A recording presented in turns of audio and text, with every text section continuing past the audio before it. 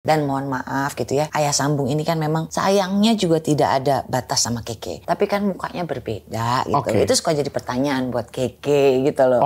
Mam, ini aku ada foto digendong artis ya, kata dia gitu.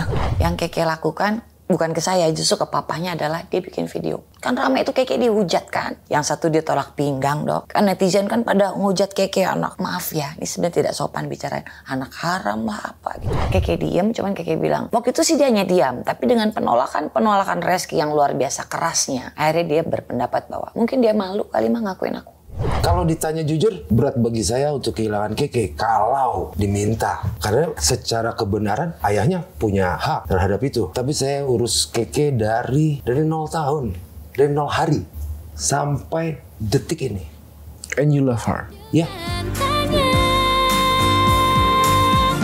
Tanya Dokter Richard. Mbak Weni. Ya. Oke. Keke Putri namanya. Ya, betul. Umur berapa sekarang? Keke itu umur mau 11 tahun. Oh, 11 tahun? Udah besar dok. Udah gede? Sudah mau remaja, mau masuk ke arah remaja. Udah mau akil balik dong berarti. Iya dong. Udah anak gadis. Gadis kelas berapa berarti sudah? Keke sekarang mau naik kelas 5. Kelas SD, 5 ya. SD. SD di mana? Ada di swasta lah dekat rumah. Oke, jadi tinggal dengan siapa Mbak Weni? Berdua? Enggak. Aku ada keluarga sebetulnya dok. Oke. Ada keluarga, aku sudah punya keluarga, baru juga dipublish kan. Kenapa, ini Aryani kok menyembunyikan keluarganya gitu kan. Sebetulnya bukan bermaksud menyembunyikan, cuman kan. Apa ini maksudnya keluarga ini apa ini? Aku punya suami. Aku punya suami. Oh, gitu. you have a husband? Yes, aku Kamu punya suami? Betul. This one? Yes. Oh, itu suami kamu, oke. Yang lagi rame sekarang di portal-portal kan katanya Mbak Weni menyembunyikan keluarganya. Tidak gitu. Oh, kamu punya suami. Betul. Ada Keke Putri. Iya. Yang diakui sebagai anaknya Reski Aditya. Iya. Dan suami ini kebetulan kan kenal juga dengan Reski. Kenal juga. Betul. Jadi waktu aku sudah bersama suami, Reski ini sering ke rumah dok. Mau lihat Keke. Oke, Gitu. kita cerita dari awal ya, karena nggak semuanya tahu nih, dan aku juga nggak ngikutin, dan aku juga coba ngulangin dari awal ya. Betul. So, kamu tinggalnya dulu bertiga nih, atau ada anak yang lain lagi? Aku kebetulan punya anak 3, 2 perempuan, 1 dari suami yang baru ini. Gitu. Oke, 3 anak. Yang pertama? Naya perempuan. Naya, ini dari suami yang pertama. Suami yang pertama, berbeda ya? Iya, Oke. berbeda. Lalu yang kedua? Keke. Keke Putri. Ya. Ini yang diduga, bukan diduga ya, pengadilan sudah ketok ya? Pengadilan sudah memutuskan, ya. Anaknya? Reski. Oke. Yang ketiga? Yang ketiga sudah 10 tahun berjalan, alhamdulillah. Punya anak cowok laki-laki 1. Cowok laki-laki 1. Berarti Keke 11 tahun, yang paling gede? Yang gede udah kuliah. Udah kuliah? Udah kuliah. berapa, Udah gadis. 22 waktu itu nikah. Cuman kan suami pertama tuh umurnya beda 10 tahun. Oke, gitu. lebih tua? Lebih tua. Lebih tua, kan 10 tahun lebih muda 12 tahun ya. Bego banget pertanyaan gue. Jadi yang pertama ini seumur apa nih berarti? 20-an lah. 20, oke. Baru semester pertama. Kalau boleh saya tanya, berarti Mbak Weni 42? Yes. Oke, sekarang 42 tahun ya. Ini 11 tahun. Bisa kurang kok dok. Bisa kurang 42 ya? bisa kurang. Memang biasa kalau kita jualan tuh bisa dikurang-kurangin. Bisa. Yang ketiga? Yang ketiga masih kecil, masih umur 6 tahun. 6 tahun, oke. That's it ya. So, menikah dari tahun? Dulu, yang mana yang terakhir? Yang terakhir. Dari semenjak Keke masih dalam kandungan. Jadi kita best friend gitu loh sebetulnya. Sama suami yang terakhir ini gitu kan. Waktu itu kan di kandungan saya nggak punya suami segala macam. Kebetulan sama suami aku Mas Ade. Kita berteman gitu kan, anterin aku yuk. Bilang kemana rumah sakit? Waktu itu rumah sakit Pondok Indah kan Keke. Ke rumah sakit gitu udah. Ini kenapa? Masa gue sendirian masuk ke rumah sakit gitu kan. Tapi dia tahu kamu hamil? Dia tahu. Cuman waktu itu ke suami saya belum cerita detail gitu loh. Tentang ayah dari anaknya siapa segala macam gitu kan. Aku masih tertutup saat itu. Dah dianterin. Ya momen pada saat melahirkan itu tuh yang paling sedih adalah kan aku ada teman aku yang Mas Ade. Saat itu masih teman ya belum suami. Ada Mas Ade, ada mama papa saya gitu. Pada saat Keke mau diazanin kan, kalau melahirkan kan keluar tuh yang ngazanin. Itu gak ada yang maju. Itu gak ada yang maju. peristiwa paling sedih sih itu sih buat aku ya. Nggak ada yang maju karena semuanya kan tahu nggak ada papanya saat itu kan. Keke kan. Akhirnya bapak saya bukan tidak mau maju tapi sedih gitu loh. Akhirnya ada paman yang ngazarin Keke saat itu. Gitu. Berlanjut berteman sama suami, berteman. Akhirnya kita mulailah deket segala macam. Dia pun sayang sama Keke banget kok. Nah pada saat udah mulai deket-deket itu kan saya masih kontak sama Reski tuh. Masih kontak, Reski pun masih suka ke rumah gitu kan. Padahal sudah lagi deket-deket sama Mas Ade gitu kan. Reski masih suka ke rumah untuk jenguk Keke. Masih sering komunikasi intens? Masih sering komunikasi tapi sudah tidak bersama gitu loh. Sudah tidak bersama? Tapi dia masih tetap datang untuk ketemu Keke ya, bukan buat ketemu saya gitu. Jadi, Bu aku jemput Keke dong. Jadi kan pada zaman dulu gitu kan manggilnya bapak ibu gitu kan. Bu aku jemput Keke mau syuting di Persari katanya. Dia bawa Keke, terus aku mau bawa Keke ke mall gitu ya. So dia memberikan perhatiannya walaupun tidak ada hubungan. Iya betul. Walaupun saat itu saya sudah dengan Mas Ade lagi dekat gitu lagi dekat, tapi belum menikah. Belum menikah. Dan kamu menikah pada saat umur Keke? Umur Keke berapa ya? 2 tahunan lah. Jadi emang sudah dari kecil gitu loh. Dan Keke pun sebetulnya sebelum rame berita viral ini, Keke tahu papanya adalah itu. Papa Ade. Dan pada waktu dari kecil berarti dikenalkan itu papanya Keke ini adalah? Papa Ade dari kecil kan, dia dari kecil bareng sama Papa Ade? Iya. Bukan Mas Reski Aditya? Bukan, karena dia kan belum mengenal. Cuman memang waktu umur Keke dari 0 sampai 1,5, Reski masih sering tuh ketemu. Tapi dia nggak tahu. Makanya ada foto digendong, lupa. Awal muncul kasus ini kan belum viral, belum kenal. Iya. Tapi kan sekarang sudah besar. Dan mohon maaf gitu ya, ayah sambung ini kan memang sayangnya juga tidak ada batas sama Keke. Tapi kan mukanya berbeda gitu. Itu suka jadi pertanyaan buat Keke gitu loh. Mam, ini aku ada foto digendong artis ya, kata dia gitu. Mam, aku ini ada foto digendong artis ya? Iya. And until now dia sudah tahu? Oh udah dong. Begitu sudah beritanya viral segala macam, dia diem. Ya namanya anak remaja. Dan materi ini kan belum masuk ke umur dia ya dok ya. Jadi mungkin dia mau menanya sungkan gitu kan. Maksudnya mungkin dia pun nanya, Mam apa dulu mama nikah apa gimana, itu tidak Keke tanyakan. Dan apa tanggapan dia? Dia cuman diam. Diam terus dia bilang, oh itu ya Mam, papa aku. Cuman kan dia menjaga sekali perasaan papa sambungnya ini kan. Jadi waktu keluar berita rame, yang Keke lakukan bukan ke saya, justru ke papanya adalah dia bikin video. Kan rame itu Keke dihujat kan. Dia bikin video, bikin 2 video tuh. Dia bikin 2 video. Yang satu dia tolak pinggang dok. Kan netizen kan pada ngehujat Keke, anak maaf ya, ini sebenarnya tidak sopan bicarain anak haram lah apa gitu ya. Dia tolak pinggang, beraninya sama gue kata dia. Adepin nih papa gue, jadi bapaknya kan emang betato, badannya gede gitu ya. Itu satu. Yang kedua makin ramai beritanya karena Reski tidak mengakui, tidak mau turun untuk berbicara dengan wartawan gitu kan. Keke bikin video, papa katanya, ke papa adiknya. Kelak aku besar, aku akan membalas semua yang telah papa lakukan buat aku. Gitu. Dengan papa sambung yang ini? Iya. Karena dari kecil kan sampai gede gitu loh. Jadi terus terang kalau banyak yang nanya nih dok, Weni tidak empati terhadap pasangannya Reski, Kiki gitu ya. Dari mana saya tidak empati gitu. Pertama saya punya pasangan juga. Pasangan yang menjaga Keke seperti darah daging sendiri dari mulai kecil. Apa dia tidak punya perasaan? Pasti punya perasaan yang sama. Saya pastikan itu. Karena kebetulan suami saya ini tidak punya anak gitu loh. Jadi kita sama-sama ngerawat Keke kan. Baru kemudian muncul akhirnya dapet lah gitu loh. Setelah lama dapet sama dia. Jadi yang kedua adalah bagaimana juga saya tidak, apa maksudnya, ini suaminya Weni apa tidak mampu menafkahi gini-gini. Oh tidak. Sekarang kita tidak bicara nafkah ya. Artinya gini. Yang saya minta kan pengakuan. Wajar gak sih anak kandung bilang bahwa kayak di sinetron gitu. Aku digendong sama artis ya Ma. Itu kan kita berdua, saya sama suami itu nyesek gitu ya. Artinya dan hubungan saya sama Reski itu sudah jadi rahasia umum dong. Jadi sudah banyak yang tahu kok. Nanti kita kilas balik ke sana. Betul. Tapi saya pengen lebih detail lagi tanggapan Keke Putri dengan Reski Aditya sekarang bagaimana? Awalnya dia mengakui. Awalnya dia diam gitu ya. Ya pasti kaget lah pasti ya dok. Namanya yang dia tahu papanya selama ini. Dia hanya menduga-duga. Mam, kok aku dibilang mirip ini, mirip yang gendong aku segala macam gitu kan. Karena kan teman-teman saya sudah tahu semua. Mungkin mereka bergunjing di belakang Keke, sementara mereka lupa Keke ini udah besar. Sudah ngerti. Sudah ngerti. Anak gue 9 tahun aja ngerti. Itu dia gadget all the time kan, segala macam. Nah udah, Keke diem, cuman Keke bilang, tapi dengan waktu itu sih dia hanya diam, tapi dengan penolakan Reski yang luar biasa kerasnya, akhirnya dia berpendapat bahwa mungkin dia malu kali mah ngakuin aku. Sekarang ada pernah ketemu nggak? Belum, sama sekali. Sama sekali belum. Aku boleh nggak sih lihat foto Keke Putri? Boleh dong. Dari handphone kamu kali boleh, lebih jernih ya, boleh ya? IG aku dihack dok.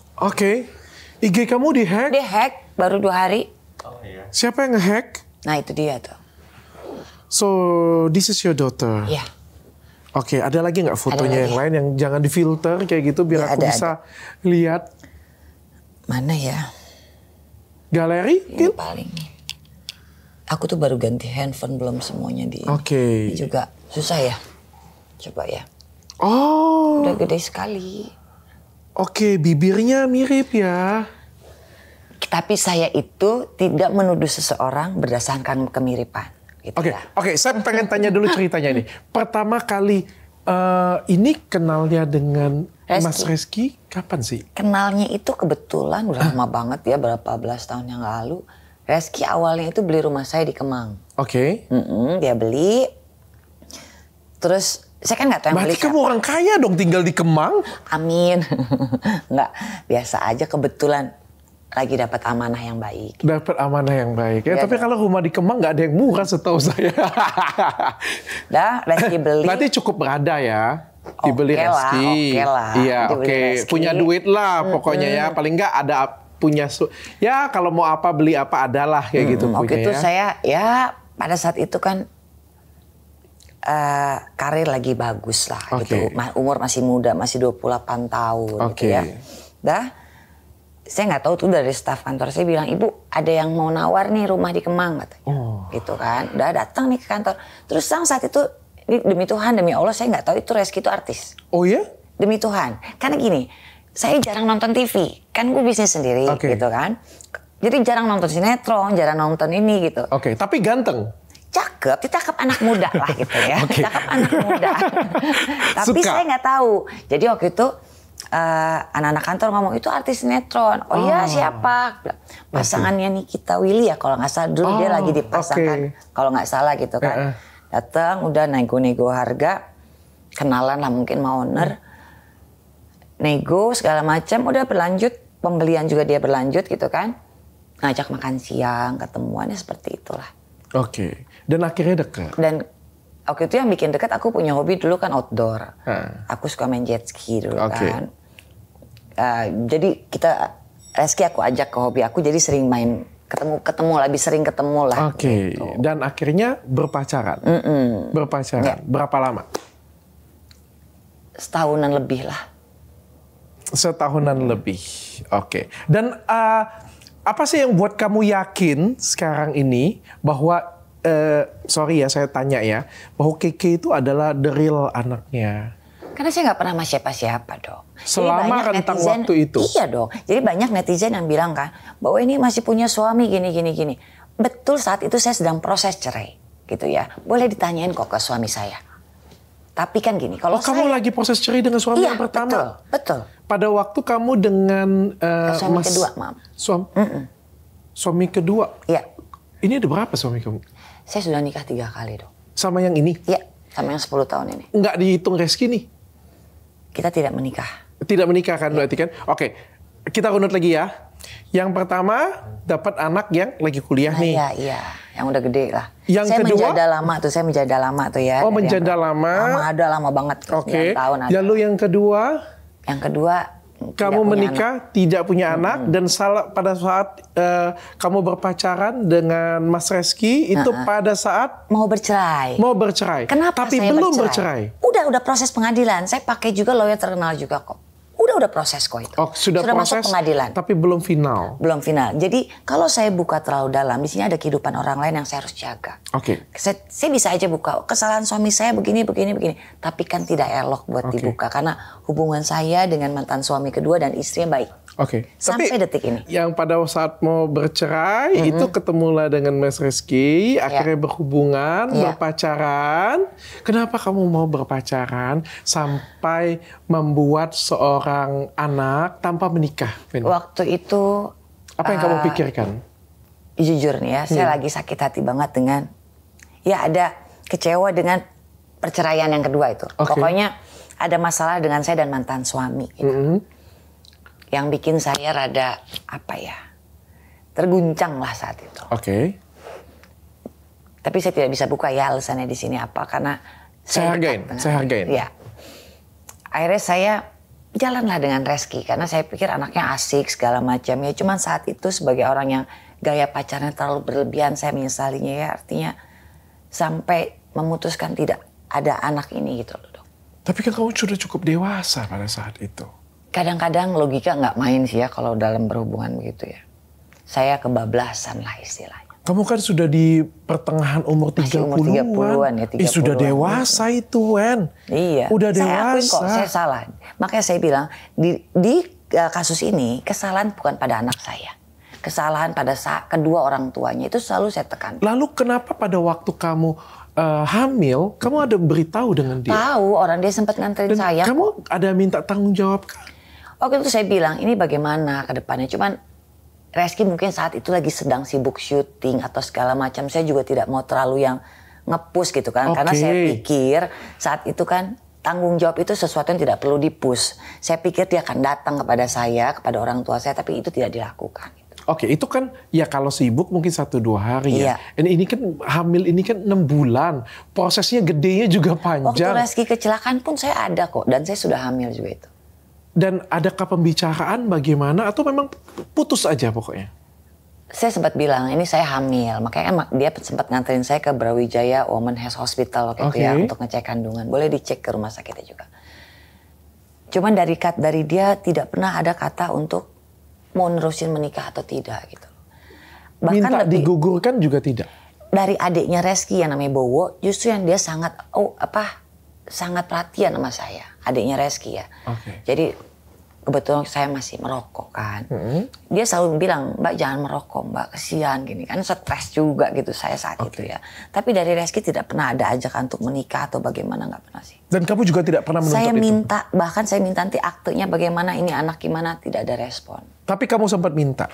Minta, cuman tidak pernah ada respon. Dan saya mintanya nggak nge-push ya, saya cuma nanya, ini bagaimana saya ke depannya. Tapi nggak nge-push? Enggak. Tidak menuntut juga? Enggak. Bahkan pada saat lahiran tadi kamu bilang tadi bahwa dia beberapa kali datang untuk ngajak main. Iya, pada saat udah melahirkan ya. Lahiran, itu pun tidak ada pembicaraan mau seperti apa? Enggak. Dan kamu pun tidak menuntut? Karena saya pikir dia sedang sibuk dengan karir dia, sudahlah, saya pikir begitu. Kalau kamu pikir ya sudahlah, kenapa sekarang kamu bangkit? Tiba-tiba kamu menggugat, mencecar sedemikian rupa. Kok tiba-tiba, kalau kesan saya ya dari cerita ini, jangan-jangan kamu dipanas-panasin, bukan pansos. Mungkin jadi kamu tiba-tiba baru tahu bahwa ini adalah peluang. Oh gitu ya, jadi gini.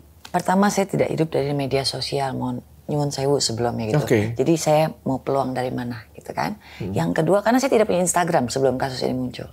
Gitu ya. Yang kedua, munculnya kasus ini bukan dari pihak kami, Dok. Tapi dari pihak lawyernya Reski, Bapak Hendrawan yang memberitahukan kepada pihak wartawan. Gitu. Jadi jangan pikir saya langsung pengen ke wartawan, enggak. Ini boleh di cross check ya kepada orang-orang yang saya sebutkan tadi. Bahwa pihak saya sudah memberitahukan bahwa ini Kiki kan sudah mulai besar nih. Gitu ya, pengen kenalan sama bapaknya. Datengin aja. Sudah Dok. Paman saya sudah telepon ke bapaknya Reski tapi di reject. Gitu loh. Di reject. Boleh dong kenalan. Pernah nggak kamu yang hubungin langsung? Bapak Saya begini, karena saya tahu Reski punya pasangan, saya tidak mau dong tiba-tiba saya nelfon Reski. Lebih baik dari saudara saya telepon ke ayahnya dulu, nanti bagaimana baiknya kita ketemu gitu loh. Tapi karena belum dia tidak sudah punya pernah. pasangan, Tapi tidak pernah kamu menghubungi dia secara pribadi. Tidak pernah. Tapi kamu punya kontak dia pribadi. Kebetulan kakaknya suami saya sebetulnya kenal juga sama Reski. Tapi kamu punya kontak tidak dia punya pribadi? kontak Reski, tidak punya tidak kontak punya. dia pribadi. Makanya saya minta tolong ke paman saya untuk hubungi bapaknya supaya bisa jalin komunikasi gitu loh. Kalau untuk saya pribadi tidak ada kepentingan saya untuk ketemu Reski. Oke. Tapi anak saya butuh kenal dengan ayahnya gitu loh. Menurut kamu? Menurut saya. Menurut kamu? Betul. Tapi bukannya dia sudah bahagia, cukup bahagia. Justru gara-gara seperti ini dia jadi. Seorang anak itu kan tidak merusak kebahagiaan kalau kitanya ikhlas. Ya, di mana merusak kebahagiaannya? Kalau sudah kejadian seperti ini, justru tidak diakui, bukan tidak diakui lah ya saya ngomongnya ya, jadi berperkara di pengadilan, kanan kiri, bukannya itu tambah mengecewakan Keke? Akankah lebih baik Keke seumur hidup mungkin taunya papanya adalah papa adik ini? Enggak juga sih Dok, karena gini, kalau nanti pada saat dia menikah pun kan dia harus ada ayahnya. Ayah-ayah ini nggak bisa kah? Nggak bisa, ada pro dan kontra, tapi saya tidak mau masuk ke arah agama ya, karena nanti takutnya. Gitu loh. Jadi saya hanya. Mbak Wedi agamanya apa? Islam sih kebetulan. Muslim, Iya, Muslim. Jadi kalau kita ke arah situ kan banyak netizen yang wah tidak dapat ini segala macam. Saya tidak lari ke arah agama. Yang saya ini adalah awalnya kenal itu pengen memperkenalkan Keke kepada ayahnya. Supaya pertanyaan-pertanyaan Keke yang, "Mak kok aku mirip ini? Mak kok aku digendong artis ini? Emang mama pernah ketemu di mana?" Itu Keke terjawab. Gitu loh. Yang kedua, kalau saya masih dikasih kesempatan ngurus Keke sampai besar kan, alhamdulillah. Tapi kalau nanti ada apa-apa dengan saya, apa rahasia ini akan Keke bawa seumur hidup Keke. Apa nanti pada saat sudah besar Keke harus mencari sendiri dengan susah payahnya Keke gitu loh. Jadi lebih baik, buat saya ini kan amanah ya kebenarannya Dok ya. Mau jalannya saya dihujat, sudah sih dihujat 2 tahun kemarin, habis-habisan. Mau jalannya saya dihujat, saya gimana, buat saya selama ini kebenaran, saya akan perjuangkan. Sama, weh. Awalnya saya baik-baik loh sama Reski itu, kekeluargaan sudah dicoba. Oke, kekeluargaan mentok, kita coba jalur lawyer. Tidak langsung juga frontal. Lawyer berpikir kan lawyer saya kebetulan laki-laki. Mau berbicara antara man to man lah sama laki-laki gitu kan. Nemuin Reski di puncak acara keluarganya dia, ditolak. Jadi jangan pikir ini sudah langsung naik gitu, enggak dong. Melalui proses panjang. Jadi 6 bulan kita coba kekeluargaan, tidak menghasilkan respon yang positif. Mau tidak mau akhirnya saya pikir kok begitu amat tanggapannya, menolak dengan keras gitu ya. Ada sedikit emosi saya di situ. Artinya karena dia keras, kamu pun juga jadi kebentuknya keras juga jadinya. Sebetulnya enggak. Saya dari awal bilang bahwa ayo kita duduk bareng gitu loh. Tapi itu tidak pernah ada jalan keluar, tidak pernah ada komunikasi. Lelah, saya juga ngadepin ini lelah kok. Lelah ya? Capek dong Dok. Hanya demi untuk pengakuan. Iya, terus mulai lagi kan pada saat kita masuk ke ranah hukum itu kan ada prosesnya. Pertama masuk sudah berapa tahun ini? 2 tahun. Pengadilan negeri dulu gitu kan, pengadilan negeri. Tapi kalau mohon maaf ya Dok, kalau kayak tadi dokter bilang, ya sudah kalau nggak mau pengakuan, bagaimana gitu kan? Ini kesalahan yang dilakukan oleh kedua orang tua dewasa lah gitu ya. Ada laki-laki, ada perempuan. Apa harus sampai zaman Nabi dulu sampai zaman sekarang nanti kesalahan itu hanya harus ditanggung oleh pihak perempuan, oleh ibu? Kalau tadi pakai prinsipnya dokter ya, yang berbuat salah 2 orang, apa harus yang menanggung 1? Yang kedua, mungkin dulu kita dogmanya adalah ada undang-undang pernikahan yang berbunyi hak keperdataan setiap anak di luar nikah itu ditanggung oleh ibu dan keluarga ibunya, keperdataan ya. Tapi sekarang kan tidak, teknologi berjalan. Undang-undang pernikahan ini sudah direvisi. Artinya setiap anak di luar nikah berhak mendapatkan hak keperdataan. Tidak hanya dengan pihak ibunya tapi oleh pihak bapaknya yang bisa dibuktikan oleh ilmu pengetahuan atau tes DNA. Tapi kita ambil simpelnya lah. Kesalahan, apalagi ada anak ya, mau laki-laki perempuan bertanggung jawab lah terhadap anak itu. Saya tidak bawa agama Dok. Ya. Tapi gini ya, aku ngelihatnya ini bukan hanya kamu yang tersakiti. Aku ngelihatnya semua tersakitin. Kamu dihujat, iya. Tersakitin, iya. Banyak cercaan, hujatan, iya. Di kubu sebelah sana juga sama. Tidak lebih baik, sama. Di sisi Keke juga tidak lebih baik, sama. Tiga-tiganya mendapatkan sisi mata pedang yang sama. Betul. Sama. Gak ada satupun yang menang di sini. Even yang kamu menang berita ya. Iya. Even kamu menang pengadilan, kamu angkat piala kah? Tidak sih, cuman hanya untuk akhirnya kalau bicara sedikit ada emosi, saya ingin buktikan, oke, saya tidak pernah menuntut selama 8 tahun ini ya, tidak pernah ada bantuan dari Reski sepeser pun tidak kok. Satu perak pun tidak. Sampai hari ini? Sampai hari ini, gitu ya. Jadi kalau karena 8 tahun gitu, kenapa baru sekarang apakah Weni pengen mengganggu? Tidak juga. Saya tidak mau mengganggu. Akhirnya saya publish kan, saya juga punya keluarga yang kita baik-baik saja gitu kan. Saya berpikir bahwa ya sudah, kelak Keke besar tahu gitu ya. Bahwa penolakan yang besar itu adalah dari ayahnya. Kan orang ngomong jejak digitalnya jelek, Wen. Itu jadi PR saya ke depannya, bagaimana jejak digital yang jelek ini bisa jadi pelajaran dengan saya cara menerangkannya yang baik ke Keke pada saat nanti materi ini umurnya sudah sampai. Saya ada dengar konferensi pers di kubu sebelah sana. Dan saya juga ngikutin beritanya tipis-tipis lah saya ngeliat. Kalau menurut saya sih ini bagian dari salah komunikasi. Atau aku nggak ngerti apa lah ya dua-duanya ya. Karena aku lihat di sebelah sana juga mau bertanggung jawab, baik. Tapi aku nggak tahu kayak gimana komunikasinya. Mungkin juga kalian di tengah-tengah jalan komporin satu sama lain sehingga akhirnya yang tadinya jalannya lurus benangnya seperti ini akhirnya jadi benangnya nggak jelas mau ditarik, kacau lah pokoknya sudah kacau seperti ini punya. Dan menurutku juga siapa yang menang di sini, Wen? Apakah ketika pengadilan memutuskan kamu menang, Keke adalah anak sah dari Reski, kamu mendapatkan sesuatu? Paling tidak Keke jadi anak yang tahu identitas dan siapa dia sebenarnya gitu. Anak dari siapa dia sebenarnya gitu loh, Dok. Karena menurut pasal 3 ya kalau saya nggak salah, anak emang berhak kok tahu siapa identitasnya dia. Ya tapi kamu mendapatkan sesuatu dengan kayak kamu ngangkat piala atau kamu ngangkat piala, tapi setelah kamu lihat badan kamu tercabik-cabik habis-habisan. Kalau boleh jujur, di beberapa media dari kita tarik mundur ya, saya sudah bilang ini, saya sudahi Reski. Saya sudahi. Saya cukup dari Reski ngomong bahwa benar Keke bukan anak dan darah daging saya. Saya berhentiin. Kalau dia mengatakan itu. Iya, saya berhenti kok. Tapi kan tidak pernah ada bicara dia seperti itu gitu ya. Okay. Terus juga ada press conference pada waktu kita menang banding. Reski press conference sudah mau tes DNA. Saya pikir alhamdulillah akhirnya. Iya kemarin sudah, terakhir gitu berita ya. kemarin kan katanya yang mau. Pertama. Itu press conference 2 kali kan. Yang pertama. Iya. Oh saya senang sudah. Dia kasasi dong. Kan jadi bikin ya ampun ini pengakuan anak aja kok sampai ke Mahkamah Agung gitu. Mau tidak mau kalau sudah di ranah hukum kan saya harus berjalan, Dok. Seandainya ini saya lakukan sendiri mungkin saya sudah nyerah dari kapan tahu gitu. Tapi kan pada saat di sini kan saya tidak sendirian. Sudah masuk ranah hukum, saya harus bersama tim lawyer saya yang sudah dari zaman sudah berdiri bersama, masa saya mau tinggalkan gitu. Okay. Makanya saya sempat ngomong media, Reski, bicaralah. Benar bahwa Keke bukan anak dan darah daging saya. Weni berhenti. Cukup kok buat aku. Dan kamu akan berhenti? Berhenti.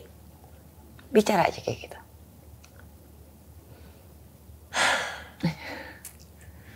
Dan ini masuk ke pengadilan. Pengadilan negeri pertama, kamu kalah. Saya kalah, betul. Oke.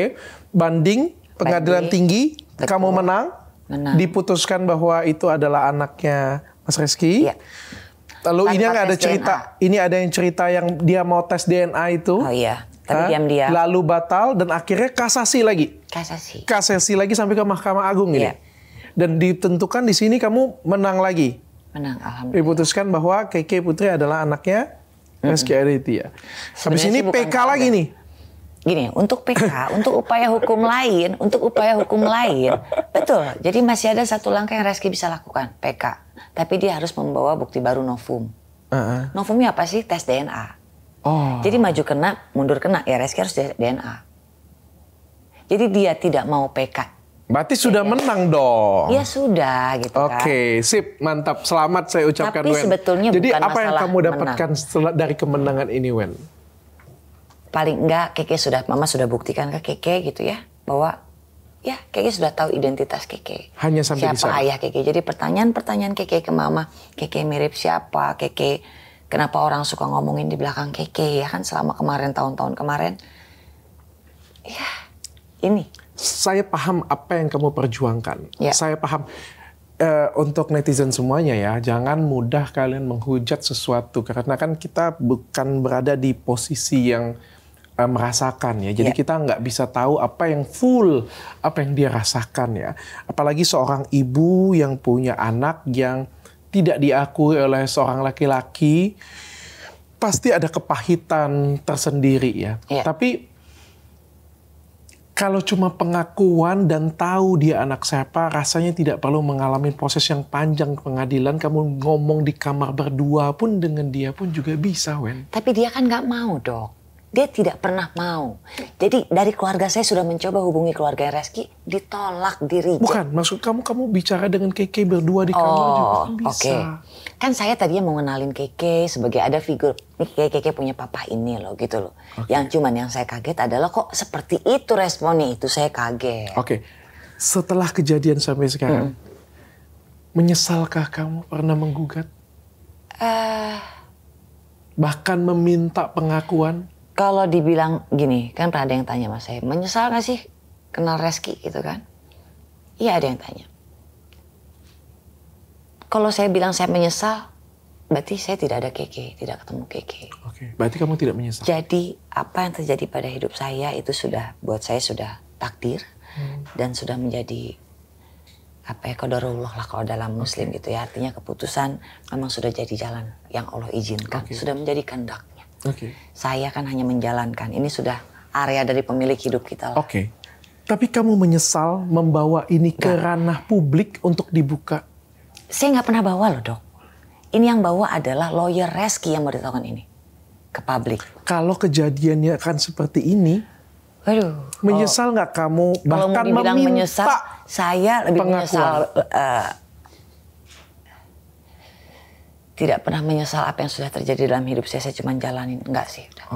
Karena kalau nyesal kan kita akan menjadi beban ya kalau saya ya, Dok ya. Akan jadi pikiran, akan jadi beban. Jadi buat saya ini sudah sesuatu yang harus dijalanin. Oke, Wen. Jadi kamu sudah menang, sudah dapat putusannya. Apa itu menangnya? Dikatakan apa ya dalam putusan pengadilan bahwa Keke Putri sebetulnya adalah ingkrah, anak dari Reski. Jadi kan nanti Keke bisa memperbarui akte dan administrasi sekolah. Bisa ya? Iya. Berarti sudah dapat ini satu. Ada tunjangan atau apa yang kamu gugat di sana? Itu tidak dikabulkan kalau itu. Itu tidak dikabulkan. Secara rupiah tidak dikabulkan. Cuman kita kalau saya kurang paham ya hukumnya gitu ya, hukum perdatanya. Cuman menurut lawyer saya, dia harus menafkahi layaknya sebagai orang tua lah. Itu yang bisa dibicarakan, itu aja. Apakah ada pembicaraan? Belum. Sampai saat ini dari mulai kemenangan kemarin belum ada. Apa langkah hukum selanjutnya yang kamu cari? Lawyer saya bilang bahwa kita akan buka SP3 di Polres Selatan. SP3? Kenapa? Dia melaporkan untuk kamu? Untuk penelantaran anak gitu kan. Cuman itu masih dalam diskusi kita. SP3? Kamu melaporkan atau bagaimana? Jadi waktu dulu waktu kita paralel di pengadilan negeri, kita laporkan juga penelantaran anak ke Polres Selatan. Cuman karena di sini kalah, jadi di SP3. Gitu kan. Nah, untuk membuka SP3 ini harus dengan kemenangan bukti yang baru. Ya, bukti yang kamu baru. akan membuka laporan pidananya. Itu akan kamu lakukan? Kalau memang tidak ada itikat dan respon yang baik.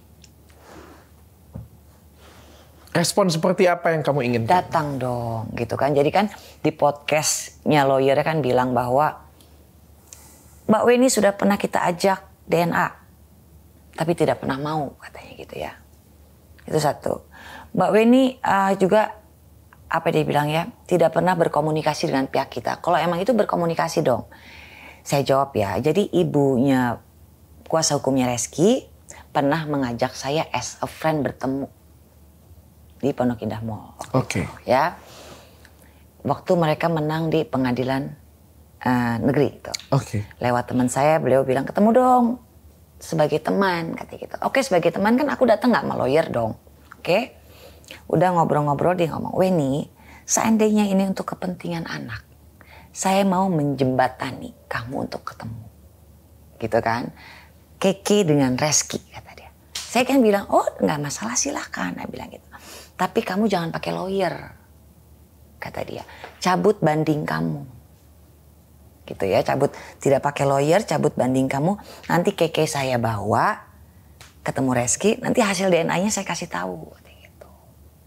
Nah, saya jawab saat itu, saya nggak bisa ninggalin lawyer.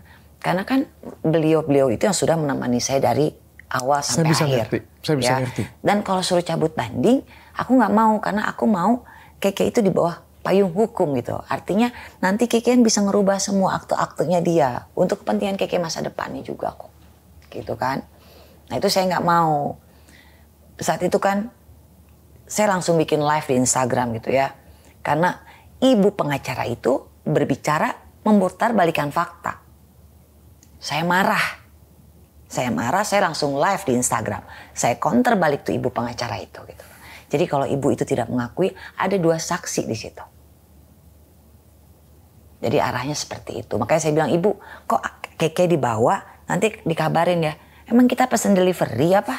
Kan tidak semudah itu ibu gitu loh. Terus udah sempat ada diskusi juga gitu dengan pihak saya tuh mau kok. Jadi saya mau ketemu ibu lagi tapi dengan lawyer saya bilang. Akhirnya datanglah saya sama lawyer tuh kan. Datang ke kantornya si ibu pengacara itu. Datang berbicara, lawyer saya ini baik sekali kok. Mas Ferry Aswan gitu. Dia bilang diskusi kan. Diskusi dia bilang emang nafkahnya mau berapa sih kata dia, kata si ibu itu. Terucaplah 5 juta dari ibu lawyer itu kan.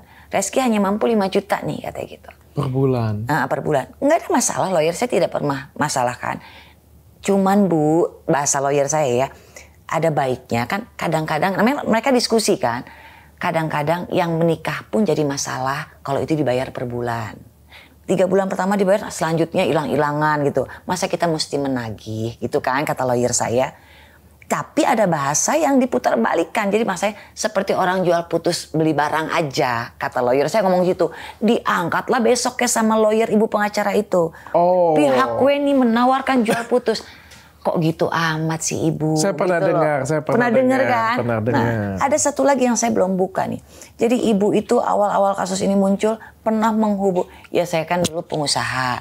Pengusaha itu kan pasti ada naik turun, ada salah segala macam, itu biasa gitu kan. Saya sempat bangkrut pernah, naik pernah. Sekarang? Gitu. Sekarang lagi mulai meniti lagi, nggak ada masalah juga.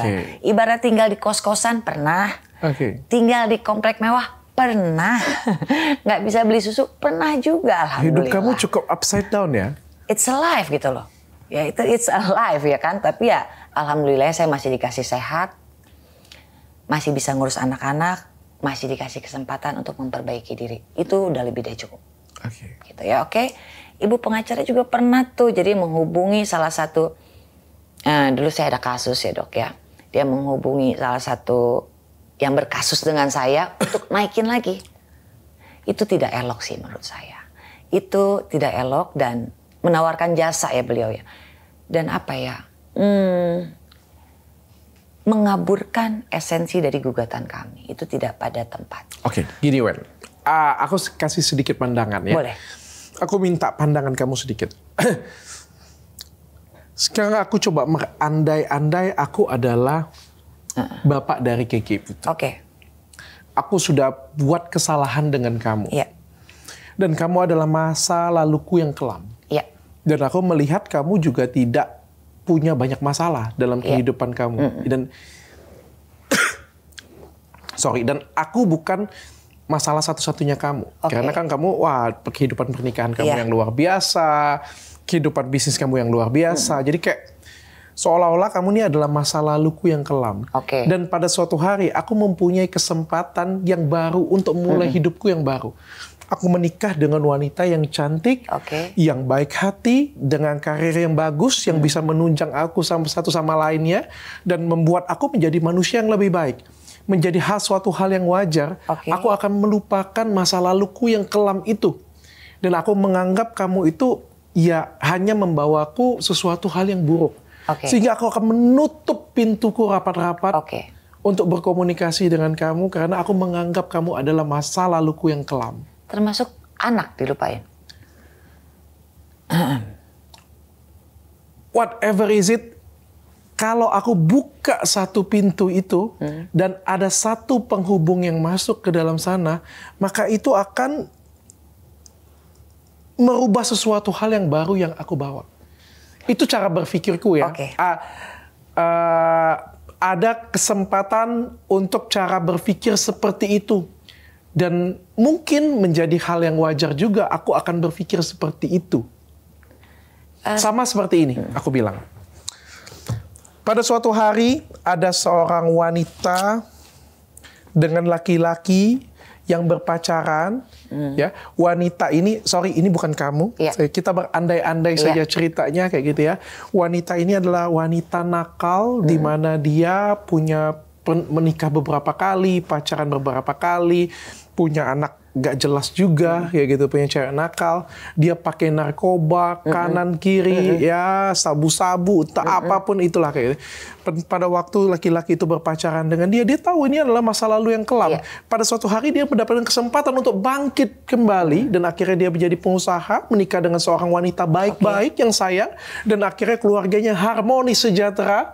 Dan pada suatu hari wanita yang dari kalangan bawah ini datang menuntut haknya, padahal hidupnya tidak murni sendirian.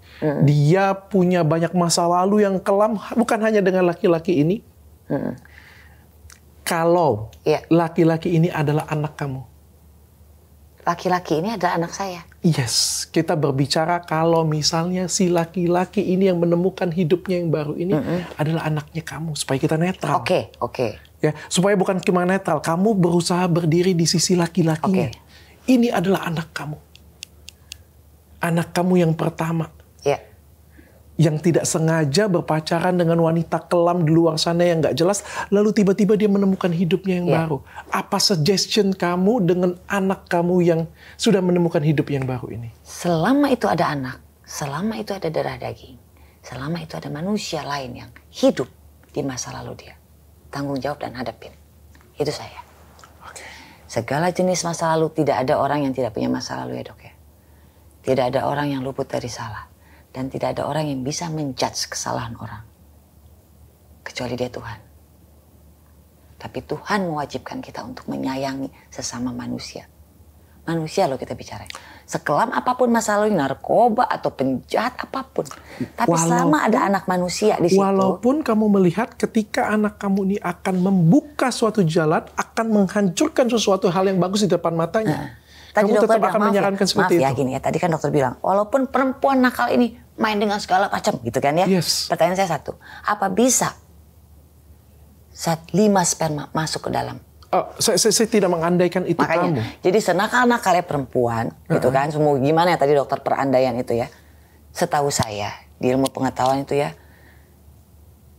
hanya satu yang bisa membuahi. Saya paham, saya akui karena ini adalah sudah inkrah dari pengadilan. Saya hanya berbicara dari psikologis. Saya coba membawa kamu, inilah yang mungkin terjadi di kubu sebelah sana. Setuju. Bayangkan kalau ini adalah anaknya kamu, di mana anak kamu ini sudah menemukan keluarga yang bahagia. Tapi kan aku jadi ibunya ceritanya dok ya. Kalau jadi ibunya, selama itu ada darah daging aku, tapi ini pendapat aku ya gitu. Selama itu ada anak, bukan ibunya yang diakui ya, anaknya. Tapi potensi membuka pintu ini akan merusak rumah tangga atau masa depan yang ini. Karena gini, kita ada itu kan sekarang ini saya anggap itu adalah masa lalu membentuk kita untuk jadi lebih baik. Jadi kalau ada kesalahan di masa lalu, gitu kan kita juga orang dewasa yang bisa mensortir, gitu kan. Yang masa lalu mana sih yang mau dibawa? Kecuali sayanya ya yang minta apa segala macam atau meneror atau meras, kan tidak. Saya cuma minta pengakuan anak ini diakuin aja. Wen. Gitu loh. Kalau misalnya dia mengakui anak ini tapi tidak memberikan nafkah, kamu nggak ada masalah. Saya bilang kok pernah ngomong juga di media, Resi nggak usah takut sama tuntutan. Karena kalau dalam gugatan perdata imaterial dan material itu harus ada. Gitu kan. Jadi ini 17 miliar apa itu harus dicantumkan. Oke. Saya ngerti. Dan tidak dikabulkan lo, Dok. Nggak apa-apa. Nggak apa-apa. Makanya dan ke depan, Reski kalau lo punya 50.000 datang. Ke depan kalau dia emang mengakui. Anak gue mau dihargain berapa, Dok? Ke depan kalau dia mengakui dan tidak memberikan apa-apa. Alhamdulillah. Kamu nggak ada masalah. Datang aja dulu gitu loh. Oke. Datang aja dulu. Karena buat saya anak saya mau dihargain berapa sih? Kalau dia datang, duit lo tidak akan mampu. Kalau dia datang, apakah Keke masih mau menerima? Nah itu dia, ya itu dia. Jadi perlu waktu buat Keke kan ada podcast dari pasangan juga. Saya bilang saya berterima kasih dengan sikap legowonya pasangan Reski gitu kan.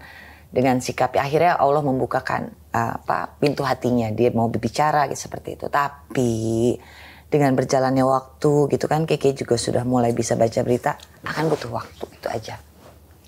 Kecuali dengan komunikasi yang baik lah, seperti dokter bilang tadi. Panjang ya.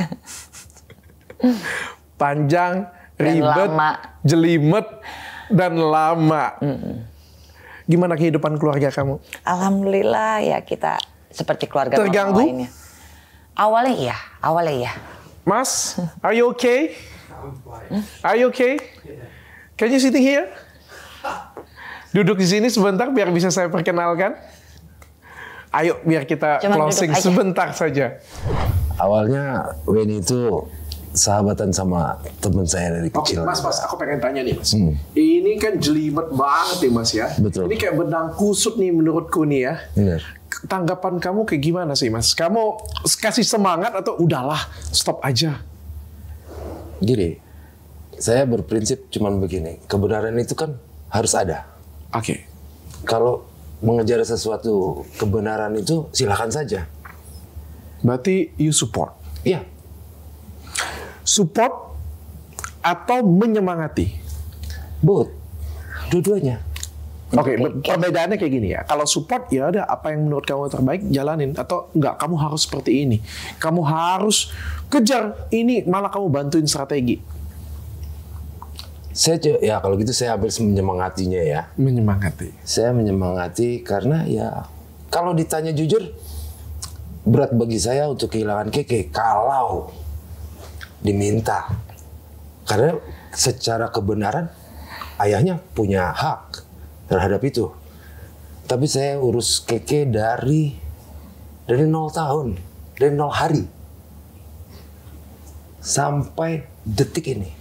And you love her? Ya, so much kalau itu. Jangan masuk ke areanya Keke. Saya selalu bilang, kalau Keke di aku, kemudian mau ketemu, saya pun bilang sama Weni, saya belum tentu sanggup untuk bilang, oke, walaupun saya tahu itu kebenarannya, berat bagi saya. Karena begini dong, bagi saya anak itu dua dong. Satu anak batin ya, satu anak biologis. Biologis silahkan, batinnya dia punya saya, kan gitu. Itu prinsip saya. Pernah nggak kamu bilang udah cukup di sini saja, biar saya saja jadi ayahnya si Keke? Saya sering bicara bahwa kamu sudah melakukan sampai sejauh ini. Saya bilang, mari kita serahkan sama penciptanya. Karena kita nggak bisa ngapa-ngapain. Kalau dia tidak mau mengakui nggak apa-apa. Bagi saya, Keke tidak tercipta begitu saja dari perempuan. Pasti ada lakinya kan. Kayak seperti yang tadi Weni bilang. Bahwa ada dua orang. Dua-duanya bikin kesalahan ya monggo aja. Itu masa lalunya. Tadi saya ngikutin pembicaraannya.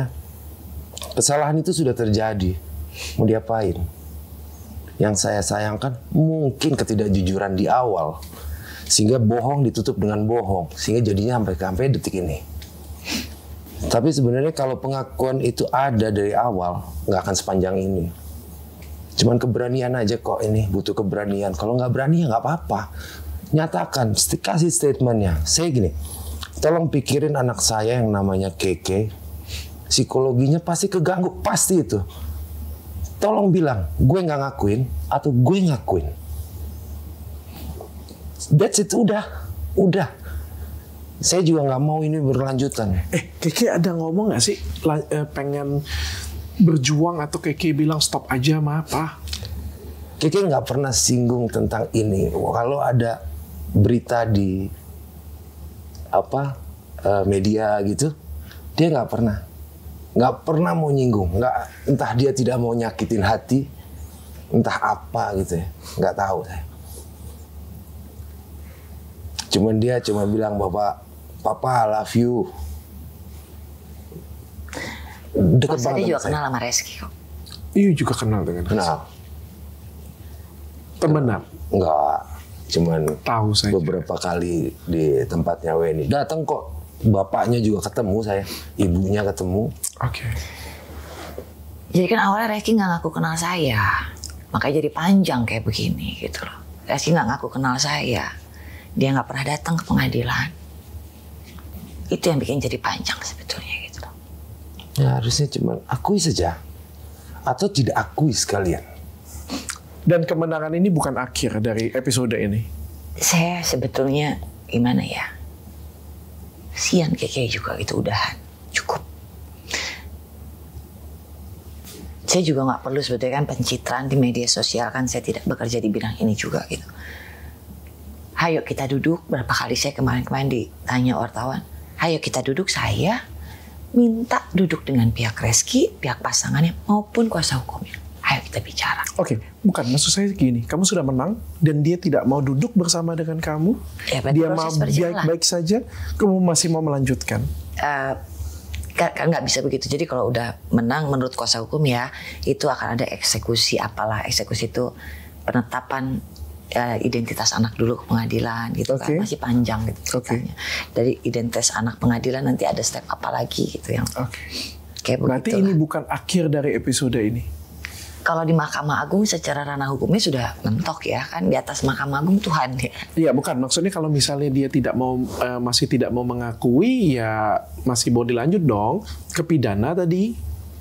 Kita masih dalam pembicaraan sih kalau itu. Atau akan berhenti sampai di sini? Saya maunya berhenti aja deh. Sudah capek sebetulnya karena kan Reskinya kan tetap kekeh ya. Kamu tahu nggak, Wen? Aku cerita ini mungkin penutup, salah satu penutup ya. Ini aku cerita ya. Mungkin kalau kamu ngikutin perseteruanku dengan salah satu artis di Indonesia asal Palembang juga, KP, itu panjang 2 tahun. Oh aku tahu. Gara-gara cuma mereview skincare abal-abal dan gara-gara cuma menasehati seseorang ya bahwa jangan sembarangan endorse dan itu umum. Jangan sembarangan endorse skincare abal-abal. Nanti kamu ikut berdosa. Ya, saya dilaporkan, somasi panjang lebar, ya ribut. Akhirnya saya ditetapkan sebagai tersangka. Sebagai tersangka handphone saya disita. Ya, saya dijemput paksa dari Palembang ke Jakarta. Saya dilepaskan, heboh satu Indonesia. Bulan Desember saya dipenjara 1 kali 24 jam. 1 kali 24 jam saya dipenjara yang paling dalam, paling jelek. Saya keluar dari situ, saya menyandang status 2 tersangka. Saya melaporkan dia, saya di SP3, saya berjuang kanan kiri, saya pergi ke ID, saya pergi ke sini, pergi ke sana untuk menggalang bantuan saya. Dan akhirnya 2 tahun berlalu, saya menang pra peradilan. Saya menang pra peradilan yang menyatakan 2 status tersangka saya tidak sah. Sitaan handphone saya tidak sah. Semua apa yang terjadi 2 tahun belakang yang saya dizolimi, dikriminalisasi habis-habisan itu tidak sah. Kamu kebayang bagaimana perasaan saya? Dengan semua senjata itu, saya bisa tembak balik semuanya. Saya bisa tembak balik penyidik. Saya bisa tembak balik yang ngelaporin saya. Saya bisa tembak balik artis yang bermasalah dengan saya. Tapi saya lelah. Tapi sebetulnya gini, pada saat saya nanya ya dok ya, pada saat waktu itu 2 tahun berjalan, kan proses tuh kan, proses hukum berjalan, bisa nggak mundur saat itu? Nggak bisa. Itu yang terjadi pada saya. No. Saya cuma menjelaskan versi saya. Di waktu itu saya punya opsi untuk menyerang balik. Tapi akhirnya tidak saya lakukan. Apa yang saya takutkan? Yang saya takutkan adalah nama baik saya. Ya. Tapi ternyata saya tidak kehilangan apapun. Bahkan sampai detik ini, hampir 1 tahun berlalu, saya makin sukses, saya makin jaya, usaha saya makin besar, saya menang banyak penghargaan secara individual. Saya rugi banyak hal selama 2 tahun itu. Tapi Tuhan memberikan saya lebih di tahun berikutnya. Kalau saya saran saya untuk kamu sebagai penutup ini, saya nggak tahu. Ya, hidup adalah pilihan kalian berdua. Betul. Ya, pilihan kalian berdua, pilihan KK, silakan memilih. Saya cuma bisa mewadahi di sini. Ya, tapi apapun itu, menang dan kalah, kamu tidak akan mendapatkan apa-apa menurut saya. Malah hanya mendapatkan lelah, capek, kepedihan, sakit hati. Dan pesan saya untuk di kubu sebelah sana juga ada. Menurut saya ini adalah suatu hal, saya selalu mengajarkan kepada staf saya bahwa kita tidak boleh lari dari komplain. Ya, seorang dokter, even dokter kecantikan yang paling hebat sekalipun, Dr. Richard Lee, dokter kecantikan paling terkenal, paling hebat di Indonesia. Even saya pun, saya akan ketemu banyak komplain waktu mengerjakan pasien. Even saya mengerjakan dengan sesempurna mungkin hidung orang, dagu orang, pipi orang, sampai orang puas kelihatan muda sekalipun, saya ketemu komplain. Dan saya selalu mengajarkan dengan dokter-dokter saya, jangan pernah lari dari komplain. Hadapin mereka. Karena ketika kamu lari dari komplain itu, maka komplain itu akan mengejar kamu. Ketika kamu berbohong satu hal, Betul. maka kamu harus menutupinya dan mereka akan lari mengejar kamu. Hadapin, temui semua komplain. Puji Tuhan sampai detik ini saya kerja 13 tahun. Komplain sebesar apapun pasti akan hilang setelah saya menghadapi komplain tersebut. Iya. Mungkin itu pesan yang bisa saya sampaikan untuk kalian berdua. Saya nggak tahu ini permasalahannya sampai seribet ini dan I don't know apa yang... Kesalahan paling fatal itu adalah begini, Dok. Kita selalu menganggap bahwa ujian, cobaan itu ada dari Tuhan. Tapi mari kita mindsetnya berubah. Ujian dan cobaan itu adalah petunjuk dan pertolongan Tuhan. Masa Tuhan salah? Urusan apa Tuhan uji-uji? Urusan apa? Dia maha kok. Dia yang segalanya. Jadi nggak ada itu ujian. Jadi anggap bahwa yang dianggap musibah atau cobaan ini bagi kubu kita, bagi nggak bilang kubu lah, bagi sebelah sini dan sebelah sana itu petunjuk dan pertolongan. Ada yang salah dalam hidup kita di masa lalu. Yang harus diperbaiki. Tolong diperbaiki. Bukankah itu kemurahan hati Tuhan? Kan gitu. Atau tidak diperbaikin. Terima kasih. Itu pilihan. Udah ya.